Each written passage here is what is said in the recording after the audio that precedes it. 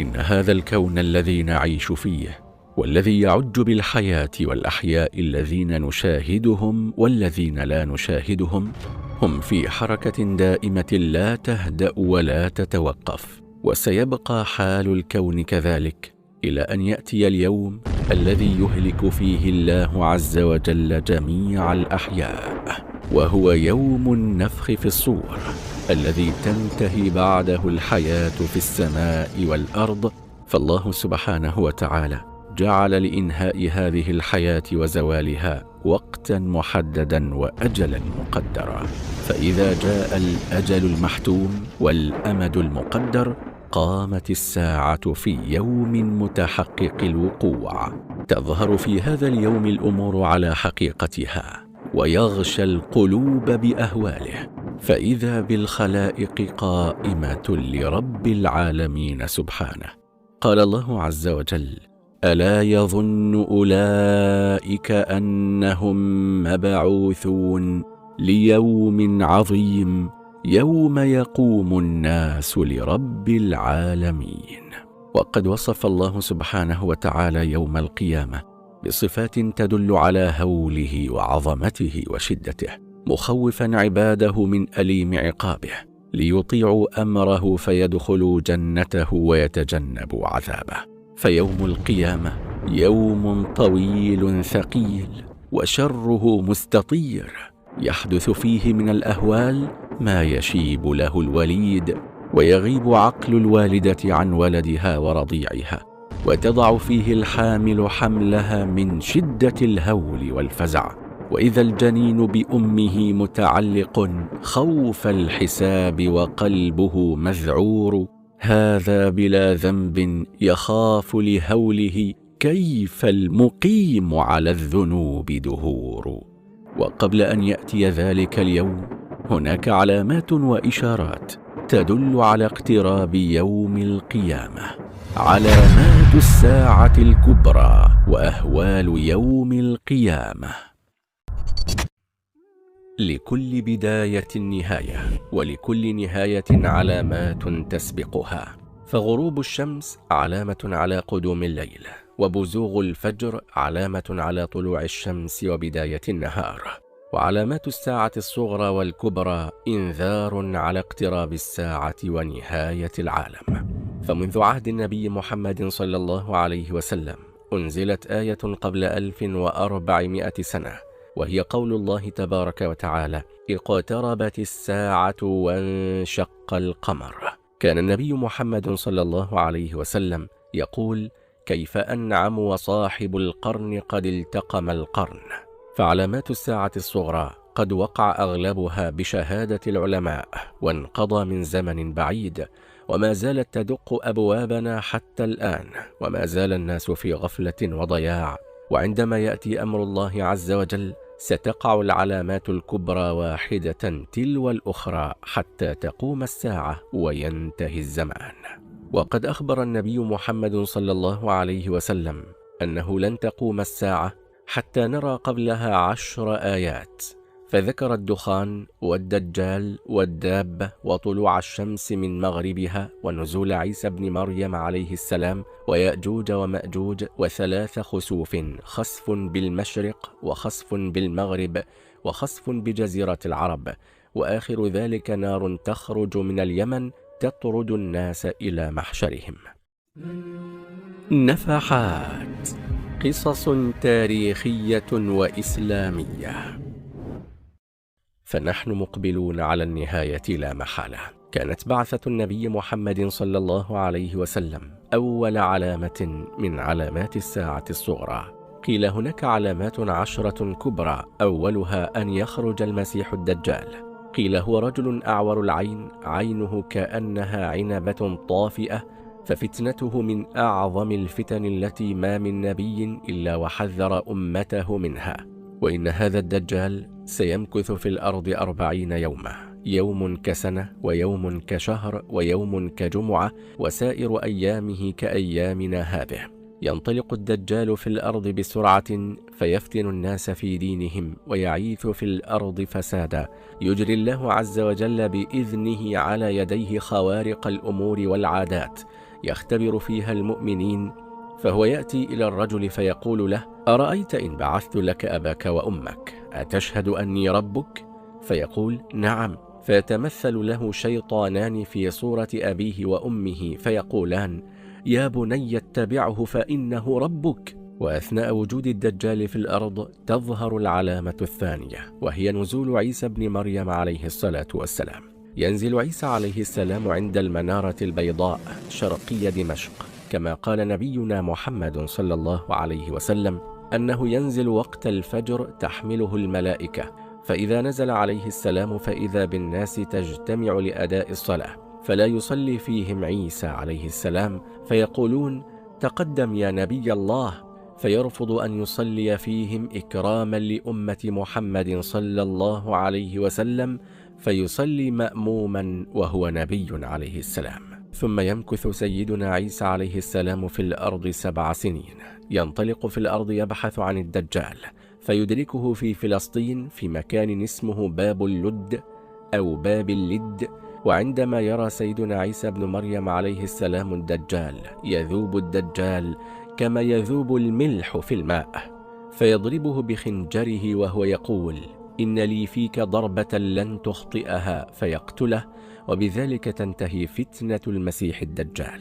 ثم يعود عيسى بن مريم عليه السلام يدعو الناس إلى دين الله عز وجل الإسلام على شريعة النبي محمد صلى الله عليه وسلم. وأثناء ما هو يدعو ينهدم السد الذي بناه ذو القرنين بيننا وبين يأجوج ومأجوج، فعندما ينهدم السد ينطلقون يموج بعضهم في بعض من كثرة أعدادهم. فبينما هم كذلك إذ أوحى الله عز وجل إلى عيسى عليه السلام: أني أخرجت عبادا لا يدان لأحد بقتالهم، فحرز عبادي إلى الطور. ويبعث الله عز وجل يأجوج ومأجوج وهم من كل حدب ينسلون، فيمر أوائل يأجوج ومأجوج على بحيرة طبرية فيشربون ما فيها، ويمر آخرهم فيقولون: لقد كان هاهنا ماء. ثم يسيرون حتى ينتهوا إلى جبل الخمر، وهو جبل بيت المقدس، فيقولون: لقد قتلنا ما في الأرض، هلم فلنقتل من في السماء. فيرمون بنشابهم إلى السماء، فيرد الله عز وجل نشابهم مخضوبة دما فتنة لهم واختبارا وامتحانا. ويحصر نبي الله عيسى عليه السلام وأصحابه حتى يكون رأس الثور لأحدهم خيرا من 100 دينار لأحدكم اليوم. فيرغب نبي الله عيسى وأصحابه إلى الله عز وجل أن يلجؤون إليه بالدعاء، فيرسل الله عز وجل على قوم يأجوج ومأجوج النغف في رقابهم، فيصبحون فرسا كموت نفس واحدة.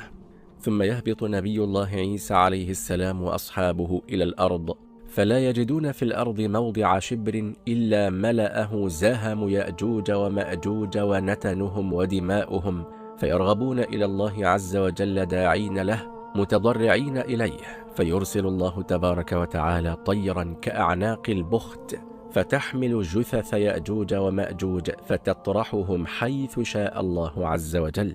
ثم يرسل الله تبارك وتعالى قطرا أي مطرا لا يكن منه بيت مدر ولا وبر، فيغسل هذا المطر الأرض حتى يتركها كالزلقة أو كالزلفة. ثم يقال للأرض: أنبتي ثمرتك ودري بركتك، فيومئذ تأكل العصابة من الرمانة ويستظلون بقحفها، والعصابة أي الجماعة من الناس. ويبقى عيسى بن مريم عليه السلام في الأرض 7 سنين يكسر فيها الصليب ويقتل الخنزير ويدعو إلى توحيد الله عز وجل بشريعة ودين الإسلام، فيدخل الناس في دين الله تبارك وتعالى أفواجا، ويحج عيسى بيت الله عز وجل ويعتمر. ثم يموت عيسى بن مريم عليه السلام، وبعد موت عيسى يعود الشيطان مرة أخرى يفسد في الناس، ويعود البشر إلى الضلال مرة أخرى، فيخسف خسف في شرق الأرض يتحدث الناس فيه، وهي مدينة كاملة يخسف بها في ليلة واحدة ولا يكون لها أثر. وبينما يتحدث الناس في هذا الخسف، فإذا خسف آخر غرب الأرض، ثم خسف آخر في جزيرة العرب، ثم يخرج بعد ذلك دخان يملأ ما بين السماء والأرض يغشى الناس، كما قال الله تبارك وتعالى: فارتقب يوم تأتي السماء بدخان مبين يغشى الناس هذا عذاب أليم. فيتأذى منه المؤمنون كالزكمة، ويتأذى منه غير المؤمنين أذى شديدا، ثم ينكشع هذا الدخان، أي ينقشع ويزال. وهذا الدخان إنذار لآخر 3 علامات. قال الله تبارك وتعالى: يوم يأتي بعض آيات ربك لا ينفع نفسا إيمانها لم تكن آمنت من قبل أو كسبت في إيمانها خيرا قل انتظروا إنا منتظرون. وأول شيء من هذه العلامات أن تخرج الشمس من مغربها وليس من مشرقها كالعادة. وبمجرد خروج الشمس من المغرب تضع الملائكة أقلامها، فلا توبة ترفع ولا عملا يقبل ولا دعاء يسمع. فالآن بدأ التجهيز ليوم القيامة. تخرج الشمس 3 أيام متتابعة من المغرب، ثم تعود الشمس تخرج من مشرقها كما كانت. وفي هذه اللحظة يبدأ الرعب في الناس والخوف واليقين بأنه قد حان وقت قيام الساعة. ثم تخرج دابة تكلم الناس، كما قال الله تبارك وتعالى: وإذا وقع القول عليهم أخرجنا لهم دابة من الأرض تكلمهم أن الناس كانوا بآياتنا لا يوقنون. وهذه الدابة تدور في الأرض، ومن واجباتها ومهامها ووظائفها أنها تسم الناس وتعلمهم علامات على خراطيمهم، أي تختم الناس على أنوفهم. وجاءت روايات كثيرة لم يصح فيها شيء واضح أنها تختم على الناس هذا مؤمن وهذا كافر، ثم تلبث فترة ثم تموت. ثم يعيش الناس فترة حتى تتوالى أجيال، حتى يشتري الرجل البعير فيقولون له: ممن اشتريت هذا؟ فيقول: اشتريته من أحد المخطمين. ويظل الناس هكذا فترة من الزمن، المؤمن مؤمن والكافر كافر، حتى يأذن الله عز وجل في يوم من الأيام بإنهاء هذه الحياة البشرية.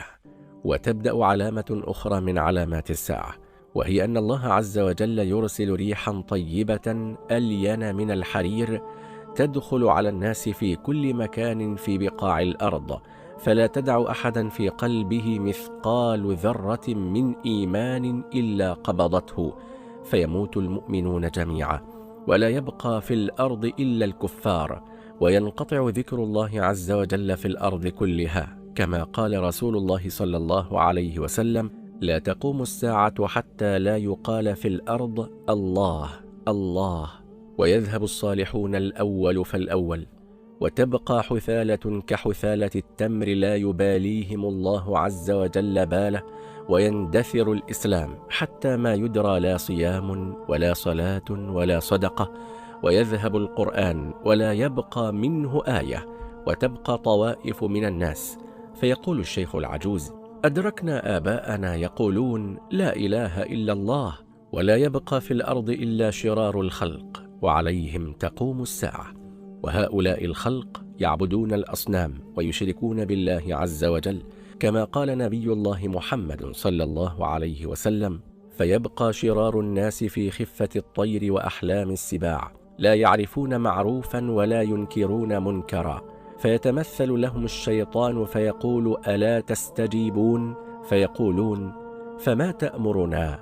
فيأمرهم بعبادة الأوثان، حتى قيل يعبد في الأرض اللات والعزى من جديد، وتهدم الكعبة ولا حول ولا قوة إلا بالله، كما أخبر سيدنا ونبينا وحبيبنا محمد صلى الله عليه وسلم قال: يخرب الكعبة ذو السويقتين من الحبشة، ويسلبها حليتها ويجردها من كسوتها، ولكأني أنظر إليه أصيلع أفيدع يضرب عليها بمسحاته ومعوله ينقضها حجرا حجرا. وفي هذا الوقت العصيب تخرج العلامة الأخيرة من علامات الساعة، وهي نار تخرج على الناس مثل السيل من حضرموت، تحشر الناس نحو الشام، وهو أرض المحشر، فتبيت معهم حيث باتوا، وتقيل معهم حيث قالوا، وتصبح معهم حيث أصبحوا، وتمسي معهم حيث أمسوا، فيتركون المدينة على خير ما كانت، لا يغشاها إلا العوافي أي السباع. قيل آخر من يحشر راعيان من مزينة يريدان المدينة ينعقان بغنمهما فيجدانها وحوشا، حتى إذا بلغا ثنية الوداع خرا على وجوههما، وعلى هذا الوصف تقوم الساعة، ولا حول ولا قوة إلا بالله. بعد ظهور أغلب العلامات، حيث طلعت الشمس من مغربها وخرجت الدابة وظهر الدخان، بعد هذه الأيام المرعبة والمخيفة يتغير مجرى الكون، ويغلق باب التوبة، ويبقى شرار الخلق. كما قال رسول الله محمد صلى الله عليه وسلم: لا تقوم الساعة حتى لا يقال في الأرض الله الله. فحينئذ تقع العلامة الأخيرة من علامات الساعة الكبرى. قيل هي نار تخرج من اليمن تسوق الناس إلى أرض المحشر، فيأذن الله عز وجل بإنهاء هذه الحياة الدنيوية وفناء البشرية، فيأمر عز وجل نافخ الصور بأن ينفخ النفخة الأولى، نفخة الصعق والموت. وبسماع هذه النفخة يموت كل من في السماوات ومن في الأرض إلا من شاء الله عز وجل، فلا يبقى إلا الله تبارك وتعالى. ثم يطوي الله عز وجل السماوات السبع بيمينه والأراضين السبع بشماله، ثم يقول: أنا الملك، أين الجبارون، أين المتكبرون؟ يرجفها 3 رجفات، ومع كل رجفة ينادي: لمن الملك اليوم، لمن الملك اليوم، لمن الملك اليوم؟ فلا يجيبه أحد، فيجيب الله عز وجل نفسه قائلا: لله الواحد القهار. وتنتهي بذلك الحياة الدنيا كلها، ولا يبقى إلا الله عز وجل، الحي قبل كل حي، والحي بعد كل حي، وهو الحي القيوم الذي لا تأخذه سنة ولا نوم. نفحات، قصص تاريخية وإسلامية. يأمر الله عز وجل إسرافيل عليه السلام أن ينفخ النفخة الثانية، فإذا بصيحة عالية رهيبة تشق الصمت، يدوي صوتها في الفضاء، توقظ الموتى، تبعثر القبور، ثم ينزل مطر من السماء، تنشق الأرض، يخرج منها البشر حفاة عراه، عليهم غبار قبورهم، كلهم يسرعون يلبون النداء: فاليوم هو يوم القيامة، يوم الصاخة والقارعة والطامة، ويوم الزلزلة والآزفة والحاقة، يوم يقوم الناس لرب العالمين، من لدن آدم عليه السلام إلى قيام الساعة، ليفصل الله عز وجل بينهم ويحاسبهم. ينظرون حولهم في ذهول: هل هذه الأرض التي عشنا عليها؟ الجبال دكت، والأنهار جفت، والبحار اشتعلت وسجرت، والأرض غير الأرض، والسماء غير السماء، لا مفر من تلبية النداء. وقعت الواقعة، الكل يصمت، الكل مشغول بنفسه، لا يفكر إلا في مصيبته.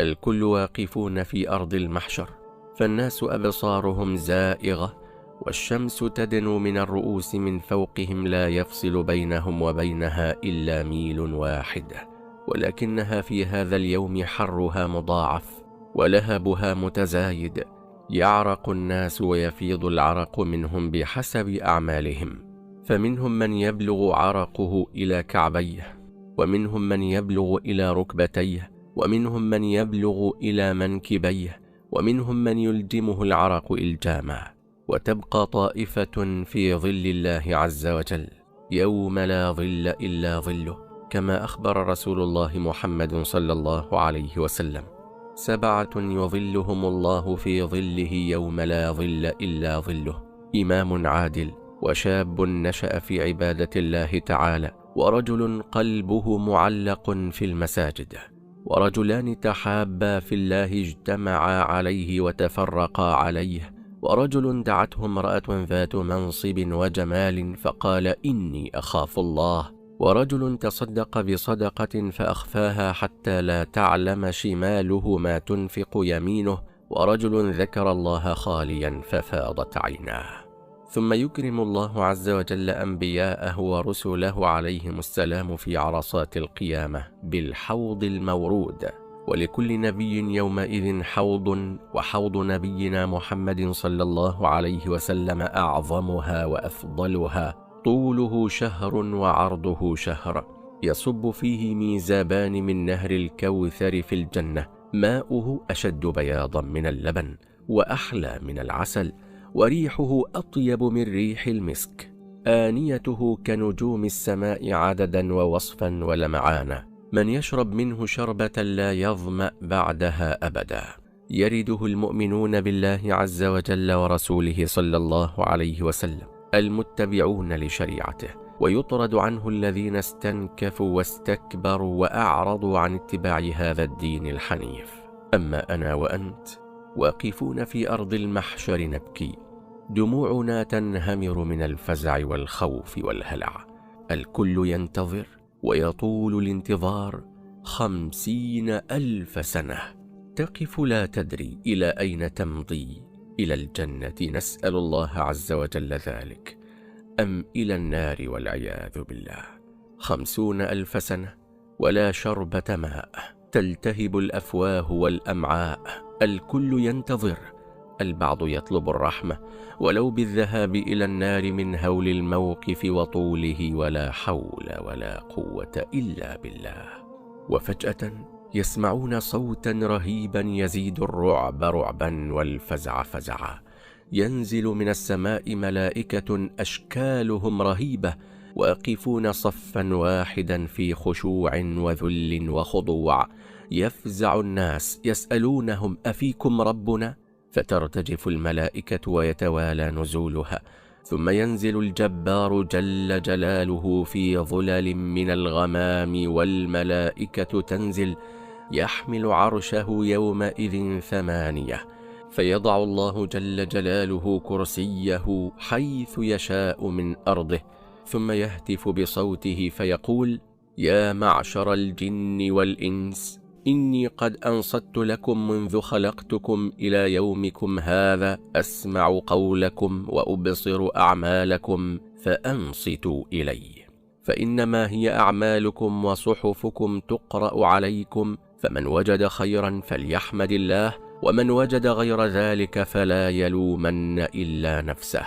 ثم يأمر الله جهنم فيخرج منها عنق ساطع مظلم، ثم يقول: ألم أعهد إليكم يا بني آدم ألا تعبدوا الشيطان إنه لكم عدو مبين، وأن اعبدوني هذا صراط مستقيم، ولقد أضل منكم جبلا كثيرا أفلم تكونوا تعقلون، هذه جهنم التي كنتم توعدون.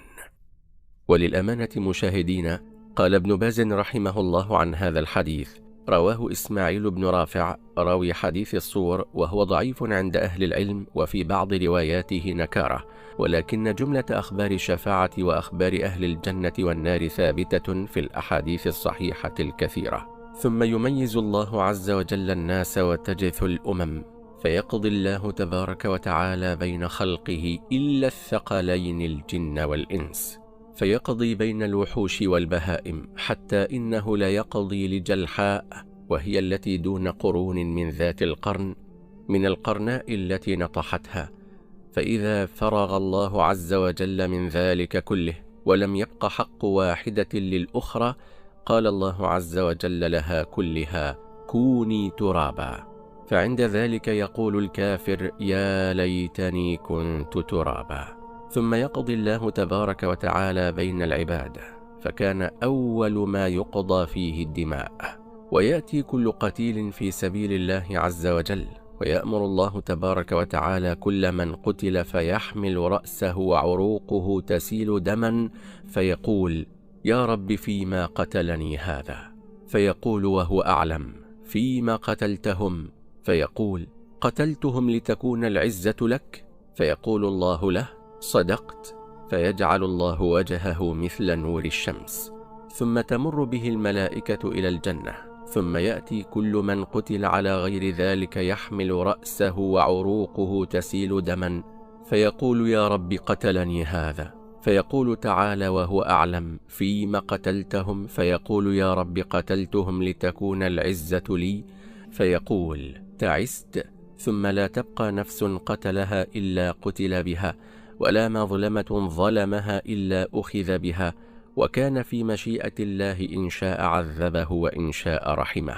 ثم يقضي الله تعالى بين من بقي من خلقه حتى لا تبقى مظلمة لأحد عند أحد إلا أخذها الله عز وجل للمظلوم من الظالم. فإذا فرغ الله تعالى من ذلك نادى مناد ليسمع الخلائق: ألا ليلحق كل قوم بآلهتهم وما كانوا يعبدون من دون الله، فلا يبقى أحد عبد من دون الله إلا مثلت له آلهته بين يديه، ويجعل يومئذ ملك من الملائكة على صورة عزير، ويجعل ملك من الملائكة على صورة عيسى بن مريم، ثم يتبع هذا اليهود وهذا النصارى، ثم تقودهم آلهتهم إلى النار، ثم لا يبقى إلا المؤمنون فيهم المنافقون.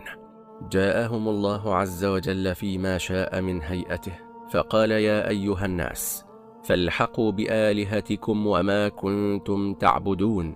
فيقولون: والله والله ما لنا إله إلا الله وما كنا نعبد غيره. فيكشف لهم عن ساقه ويتجلى لهم من عظمته ما يعرفون أنه ربهم، فيخرون للأذقان سجدا على وجوههم، ويخر كل منافق على قفاه، ويجعل الله عز وجل أصلابهم كصياصي البقر. ثم يأذن الله عز وجل لهم فيرفعون، ويضرب الله عز وجل الصراط بين ظهراني جهنم، وهو أدق من الشعر وأحد من السيف، عليه كلاليب تخطف الناس، ويعطى المؤمنون نورهم فيعبرون أي الصراط، ويطفأ نور المنافقين فيسقطون أي في جهنم، ويكون مرور الناس على الصراط على قدر أعمالهم ومسارعتهم إلى طاعة الله عز وجل في الحياة الدنيا. فمنهم من يمر كلمح البصر، ومنهم من يمر كالبرق، ثم كالريح، ثم كالفرس الجواد، ثم كركاب الإبل، ومنهم من يعدو، ثم من يمشي، ثم من يزحف، ومنهم من تخطفه الكلاليب فتلقيه في النار والعياذ بالله. فإذا أفضى أهل الجنة إلى الجنة وبقي من بقي في أرض المحشر اشتد الكرب بالناس، فقالوا: من يشفع لنا إلى ربنا فندخل الجنة؟ فيذهبون إلى آدم وأولي العزم من الرسل، نوح وإبراهيم وموسى وعيسى، ليشفعوا لهم إلى ربهم ليفصل بينهم، فكلهم يقول: إن ربي قد غضب اليوم غضبا لم يغضب قبله مثله ولا يغضب بعده مثله، نفسي نفسي. حتى إذا يئس الخلائق من شفاعتهم أتوا إلى خاتم النبيين وأفضل المرسلين وسيد ولد آدم أجمعين، محمد رسول الله صلى الله عليه وسلم، فيسألونه الشفاعة إلى ربهم عز وجل، فيقول: أنا لها أنا لها، فيذهب فيستأذن على ربه عز وجل، ثم يخر ساجدا تحت العرش، ويفتح الله تبارك وتعالى عليه من محامده والثناء عليه، ثم يشفعه في خلقه، فيقول الله سبحانه وتعالى: قد شفعتك وقد أذنت لهم في دخول الجنة. قيل: ثم يشفع الله تعالى فيقول: أخرجوا من وجدتم في قلبه إيمانا 3 دينار، ثم يقول: ثلث دينار، ثم يقول: ربع دينار، ثم يقول: قيراط، ثم يقول: حبة من خردل، فيخرج أولئك حتى لا يبقى منهم أحد، وحتى لا يبقى في النار من عمل لله خيرا قط، ولا يبقى أحد له شفاعة إلا شفع، حتى إن إبليس يتطاول مما يرى من رحمة الله تعالى رجاء أن يشفع له، ثم يقول الله عز وجل: بقيت وأنا أرحم الراحمين. قيل فيدخل يده عز وجل في جهنم فيخرج منها ما لا يحصيه غيره كأنهم حمم، فيلقون على نهر يقال له نهر الحيوان، فينبتون كما تنبت الحبة في حميل السيل، أو قيل حمية السيل، فما يلي الشمس منها أخيضر، وما يلي الظل منها أصيفر، فينبتون كنبات الطراثيث حتى يكونوا أمثال الذر. قيل مكتوب في رقابهم الجهنميون.